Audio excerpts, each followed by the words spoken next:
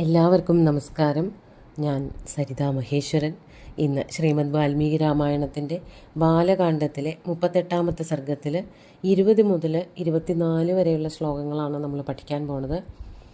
അതിൽ 24-ാമത്തെ ശ്ലോകം 3 വരികളിൽ, അതായത് അനുഷ്ടുപ്പ് വൃത്തത്തിൻ്റെ തന്നെ ലക്ഷണമാണ് എങ്കിലും 3 വരികളെന്ന് പറഞ്ഞാൽ പോരാ, ശരിക്കും അത് 6 വരികളുണ്ട്. ആ 6 വരികളിലൂടെ അവസാനിപ്പിക്കുകയാണ് ഈ ഒരു സർഗം. ഇവിടെ സഗരൻ്റെ പുത്രന്മാരുടെ കഥയാണ് നമ്മൾ പറഞ്ഞത്.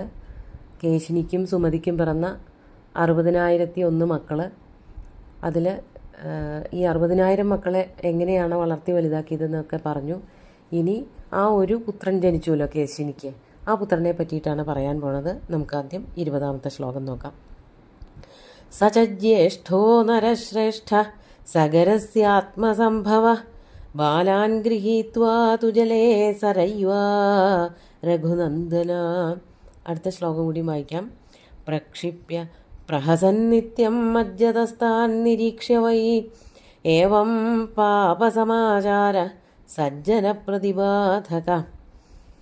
സച ജ്യേഷ്ഠോ നരശ്രേഷ്ഠ, ജ്യേഷ്ഠനായിട്ടുള്ള, അതായത് മൂത്ത മകൻ, രാജാവിൻ്റെ മൂത്ത മകനായിട്ടുള്ള, ഇവിടെ നരശ്രേഷ്ഠ എന്നുള്ളത് ശ്രീരാമനെ സംബോധന ചെയ്യണതും കൂടിയാവാം. നരശ്രേഷ്ഠ വിസർഗല്യാൻ്റെയാണ് പറഞ്ഞിരിക്കുന്നത്.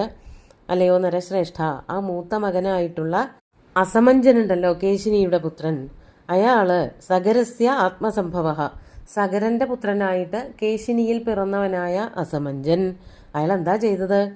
ബാലാൻ ഗൃഹീത്വ, ബാലന്മാരെ, ചെറിയ കുട്ടികളെയൊക്കെ പിടിച്ചുകൊണ്ടുപോയിട്ട് സരയുവാഹ ജലേ, സരയൂ നദിയുടെ വെള്ളത്തിലേക്ക് പ്രക്ഷിപ്യ, അത് അടുത്ത ശ്ലോകത്തിലാണ് ആ വരി തുടങ്ങുന്നത്.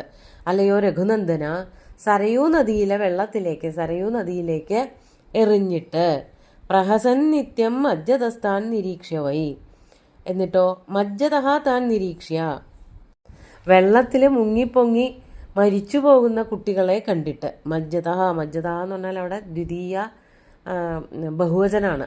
മുങ്ങിപ്പോകുന്നവരായിട്ടുള്ള കുട്ടികളെ താൻ നിരീക്ഷ്യ നിത്യം പ്രഹസൻ, അയാളെന്താ ചെയ്തുകൊണ്ടിരുന്നത്? കുട്ടികളെയൊക്കെ പിടിച്ചുകൊണ്ട് പോയിട്ട് സരയൂ നദിയിലേക്ക് എറിയുക, അല്ലെങ്കിൽ സരയൂ നദിയിലേക്ക് ഇറക്കി വിടുക. അവരവിടെ നിലയില്ലാത്ത വെള്ളത്തിൽ മുങ്ങിത്താണ് മരിക്കുമ്പോൾ കൈകൊട്ടിച്ചിരിച്ച് നോക്കിയിരിക്കുക. അത് വല്ലാത്തൊരു സ്വഭാവം തന്നെ. അത് നോക്കിയിട്ട് ഉറക്കെ ചിരിക്കുകയും ചെയ്തിരുന്നു. പ്രഹസൻ നിത്യം. അങ്ങനെയായപ്പോൾ ഏവം പാപസമാചാര സജ്ജന പ്രതിബാധക പൗരാണാമഹിതേ യുക്ത പിത്രാ നിർവാസിത പുരാത്. അതും കൂടിയും ചേർത്ത് പറയണം. 22-ാമത്തെ ശ്ലോകം കൂടി ചേർത്ത് പറയാണ്. ഇപ്രകാരം ഏവം പാപസമാചാര, പാപപ്രവൃത്തികൾ ചെയ്യുന്നവനായിട്ടുള്ള, കുട്ടികളെയൊക്കെ കൊല്ലുക എന്ന് പറഞ്ഞൊരു വല്ലാത്ത സ്വഭാവം തന്നെയല്ലേ. എങ്ങനെയാണ് ഇങ്ങനൊരു പുത്രൻ ഉണ്ടായത്? ഭൃഗുവിൻ്റെ അനുഗ്രഹം കൊണ്ടുണ്ടായ പുത്രനാണ്. അയാൾ വംശത്തിന് ഏറ്റവും വലിയ പേര് കൽപ്പിക്കുമെന്നൊക്കെ പറഞ്ഞിട്ട് ഇങ്ങനെയാണോ ഉണ്ടായത് എന്ന് നമ്മൾ ചിന്തിച്ചു പോകും. അങ്ങനെ അയാളെ എന്ത് ചെയ്തു? ഏവം പാപസമാചാര സജ്ജന പ്രതിബാധക, സജ്ജനങ്ങൾക്ക് തടസ്സം വരുത്തുക, സജ്ജനങ്ങളുടെ ജീവിതത്തെ നശിപ്പിക്കുന്നവനായ, ഏറ്റവും ദുരാചാരം ചേർന്നവനായിട്ടുള്ള ആ അസമഞ്ജനെ, പേര് തന്നെ അസമഞ്ജൻ എന്ന് പറയുമ്പോൾ തന്നെ പരിപൂർണത ഇല്ലാത്തവൻ, നന്നായിട്ടൊന്നും ചെയ്യാത്തവൻ, പൂർത്തീകരിക്കാത്തവൻ പ്രവർത്തനങ്ങൾ എന്നൊക്കെ അർത്ഥമുണ്ട്. അങ്ങനെയുള്ള ആ മകനെ എന്തു ചെയ്തു? പൗരാണാം അഹിതയെ യുക്ത, ജനങ്ങൾക്കൊക്കെ അയാളോട് വല്ലാത്ത ദേഷ്യായി. പൗരന്മാര്, പുരത്തിലുള്ളവരെ, അയോധ്യാവാസികൾക്കൊക്കെ ആ അസമഞ്ജനെ കാണണ തന്നെ വല്ലാത്ത ദേഷ്യായി. അഹിതയെ യുക്ത, അവരുടെ അഹിതത്തിന് പാത്രീഭവിച്ചവനായ ആ പുത്രനെ അച്ഛൻ എന്ത് ചെയ്തു? പിത്ര പുരാത് നിർവാസിത, പിതാവ് അയോധ്യാനഗരത്തിൽ നിന്നും നാട് കടത്തി. നിർവാസിത, നാട് കടത്തി. നീ ഇവിടെ താമസിക്കണ്ട, മകനാണെന്നൊന്നും പറഞ്ഞിട്ട് കാര്യമൊന്നുമില്ല. ഇവിടെ താമസിച്ചാൽ ആൾക്കാരുടെ കൈകൊണ്ട് മരണം ഉണ്ടാവും.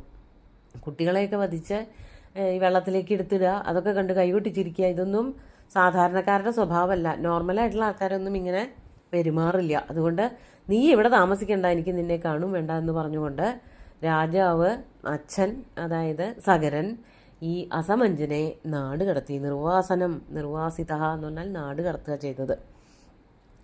അപ്പോൾ പിന്നെ ആരാണുള്ളത്?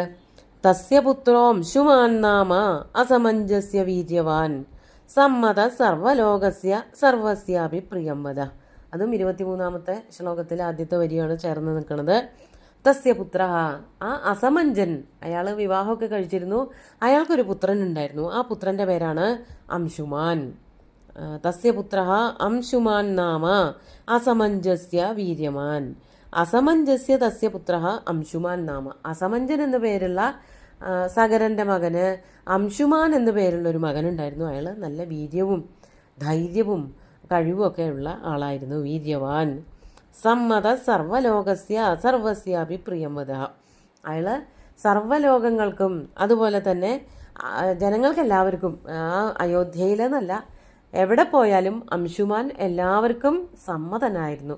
സർവസമ്മതനായിട്ടുള്ളൊരു കഥാപാത്രമായിരുന്നു, അല്ലെങ്കിൽ ഒരു മനുഷ്യനായിരുന്നു, അല്ലെങ്കിൽ ഒരു വ്യക്തിയായിരുന്നു അംശുമാൻ, ഈ അസമഞ്ജൻ്റെ പുത്രൻ. ഇത്ര ക്രൂരനായിട്ടുള്ള അസമഞ്ജന് വളരെ ജനപ്രീതി നേടിയൊരു പുത്രനുണ്ടായിരുന്നു. ആ പുത്രനാണ് അംശുമാൻ എന്നർത്ഥം. അപ്പോൾ അസമഞ്ജൻ പോയി, അംശുമാനാണ് പിന്നെ കൊട്ടാരത്തിലുള്ളത്. അപ്പോൾ എന്താണ് ഒരു ദിവസം ഒരു തോന്നലുണ്ടായത്? അതാണ് 23-ാമത്തെ ശ്ലോകത്തിലെ അവസാനത്തെ വരി. തതഃ കാലേന മഹതാമതി സമഭിജായത. ഇനി 24-ാമത്തെ ശ്ലോകം 3 വരിയും ഒരുമിച്ച് ചൊല്ലാം. സഗരസ്യ നരശ്രേഷ്ഠ യജേയമിതി നിശ്ചിത സകൃത്വാ നിശ്ചയം രാജാ സോപാധ്യായ ഗണസ്തദാ യജ്ഞകർമാണി വേദജ്ഞോ യഷ്ടും സമുപചക്രമേ. തത മഹതാകാലേന. അങ്ങനെ അസമഞ്ജൻ പോയി അംശുമാനോട് കൂടിയിട്ട് മറ്റ് 60,000 മക്കളും എല്ലാവരും കൂടിയിട്ട് ആ കൊട്ടാരത്തിൽ അങ്ങനെ താമസിച്ചു കൊണ്ടിരിക്കുമ്പോൾ രാജാവ് സഗരന് ഒരു തോന്നലുണ്ടായി. എന്താണ് ഉണ്ടായത്? മതിസമഭിജായത. മനസ്സിൽ ഒരു ബുദ്ധി തോന്നി, ഒരു ആശയം തോന്നി. എന്തായിരുന്നു അത്? സഗരസ്യ നരശ്രേഷ്ഠ യജേയമിതി നിശ്ചിത. സഗരസ്യ മതിഹി സമഭിജായത. സഗരന് ഇങ്ങനെ ഒരു ബുദ്ധി തോന്നി. എന്തായിരുന്നു അത്? യജേയം ഇതി നിശ്ചിത. യജേയം എന്ന് പറഞ്ഞാൽ ഒരു യാഗം ചെയ്താലോ, എനിക്കൊരു യാഗം ചെയ്താൽ കൊള്ളാം എന്നൊരു മോഹം സഗരന് ഉണ്ടായി.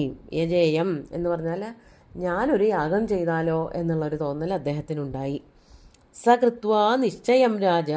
അപ്പോൾ അങ്ങനെ തോന്നൽ വന്നപ്പോൾ പെട്ടെന്ന് തന്നെ അത് തോന്നലായിട്ട് ഇരിക്കേണ്ട, അത് പ്രവൃത്തി തലത്തിലേക്ക് കൊണ്ടുവരാലോ. അതിനു വേണ്ടിയിട്ട് നിശ്ചയം കൃത്വ, അങ്ങനെ തന്നെ ആവട്ടെ, എന്തായാലും ഒരു യാഗമൊക്കെ ചെയ്യാം. ഈ പുത്രൻ്റെ ദോഷങ്ങളൊക്കെ ഉണ്ടല്ലോ, അപ്പോൾ അതൊക്കെ ഒന്ന് ഒഴിഞ്ഞു കിട്ടാനും ജനങ്ങൾക്കൊക്കെ സൗഖ്യം ഉണ്ടാവാനും ഒക്കെ വേണ്ടിയിട്ട് ഒരു യാഗം ചെയ്തേക്കാം എന്ന് ഉറപ്പിച്ചിട്ട് സ നിശ്ചയം കൃത്വ രാജ.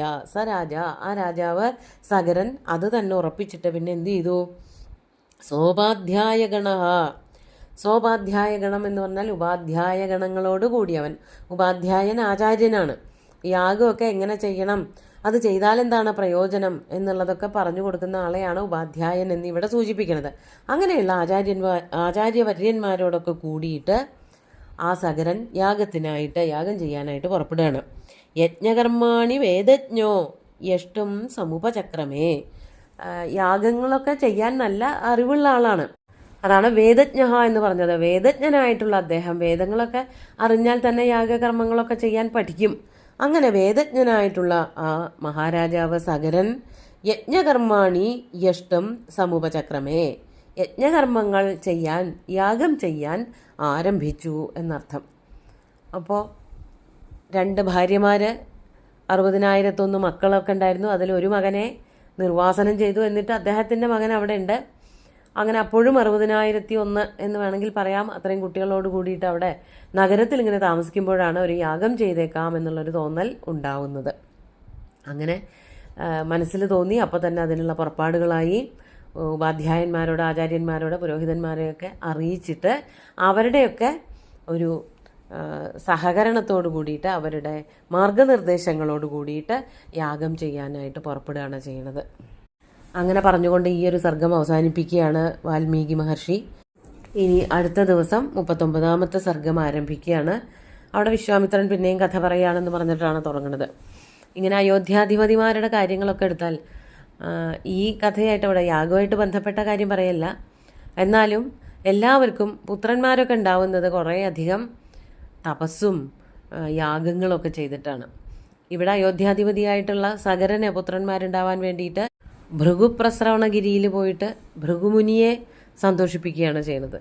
അതിനൊക്കെ ശേഷം അയോധ്യയിൽ നമ്മൾ കേൾക്കുന്ന കഥ എന്ന് പറഞ്ഞാൽ ദിലീപൻ്റെയാണ്. ദിലീപനും പുത്രന്മാരില്ലാത്തത് കൊണ്ട് നന്ദിനി പശുവിനെ സമാരാധന നടത്തിയിട്ട് ആ നന്ദിനിയുടെ അനുഗ്രഹത്തോടു കൂടിയിട്ടാണ് കുട്ടികൾ ഉണ്ടാവുന്നത്. അതിനുശേഷം നമ്മൾ കേൾക്കണ കഥ ദശരഥൻ്റെയാണ്. ദശരഥനും മക്കളില്ലാതെ വളരെയധികം ദുഃഖത്തിലായിട്ട് അവസാനം പുത്രകാമേഷ്ടി യാഗം ചെയ്തിട്ടാണ് കുട്ടികൾ ഉണ്ടാവുന്നത്.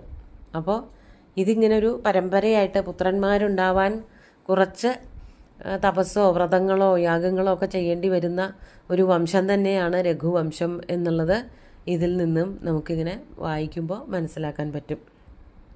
നമുക്ക് ഇന്നത്തെ ശ്ലോകങ്ങൾ ഒന്നുകൂടി ചൊല്ലി നോക്കാം. സചജ്യേഷ്ഠോ നരശ്രേഷ്ഠ സഗരസ്യാത്മസംഭവ ബാലാൻ ഗൃഹീത്വാ തുജലേ സരയ്വാ രഘുനന്ദന പ്രക്ഷിപ്യ പ്രഹസന്നിത്യം മജ്ജതസ്താൻ നിരീക്ഷ്യ വൈ ഏവം പാപസമാചാര സജ്ജന പ്രതിബാധക പൗരാണാമഹിതേ യുക്തഃ പിത്രാ നിർവാസിതഃ പുരാത് തസ്യ പുത്രോ അംശുമാൻ നാമ അസമഞ്ജസ്യ വീര്യവാൻ സമ്മത സർവലോകസ്യ സർവസ്യാപി പ്രിയം വദ തതഃ കാലേന മഹതാമതിസമഭിജായത സഗരസ്യ നരശ്രേഷ്ഠ യജേയമിതി നിശ്ചിതാ സകൃത്വാ നിശ്ചയം രാജാ സോപാധ്യായ ഗണസ്തദാ യജ്ഞകർമാണി വേദജ്ഞോ യഷ്ടും സമുപചക്രമേ. ഈ ഒരു ശ്ലോകത്തിൽ പ്രിയംവദ എന്നുള്ള വാക്കിൻ്റെ അർത്ഥം പറഞ്ഞില്ല തോന്നുന്നു. അംശുമാനെ പറ്റിയിട്ട് വിശേഷിപ്പിക്കുന്ന ഒരു വാക്കാണ് പ്രിയംവദൻ എന്ന്. സാധാരണ സ്ത്രീലിംഗത്തിലാണ് കാണാറുള്ളത് പ്രിയംവദ. ഇവിടെ പ്രിയംവദ നന്നായിട്ട് പ്രിയമായിട്ടുള്ളവ പറയുന്നവൻ എന്നുള്ള അർത്ഥത്തിലാണ് പ്രിയംവദൻ എന്ന് പുല്ലിംഗത്തിൽ അംശുമാൻ്റെ വിശേഷണമായിട്ടാണ് കൊടുത്തിരിക്കുന്നത്. അങ്ങനെ സഗരൻ യാഗം ചെയ്യാനായിട്ട് പുറപ്പെടുകയാണ്. ബാക്കി കഥകൾ അടുത്ത ദിവസം നോക്കാം. സുന്ദരമായിട്ടുള്ള ശ്ലോകങ്ങൾ ഭഗവാൻ ശ്രീരാമചന്ദ്രൻ്റെ കാൽക്കൽ അർപ്പിച്ചുകൊണ്ട് ഗുരുവായൂരപ്പനെ സാഷ്ടാംഗം നമസ്കരിച്ചുകൊണ്ട് എല്ലാവർക്കും ശുഭദിനം നേർന്നു നിർത്തട്ടെ. നന്ദി.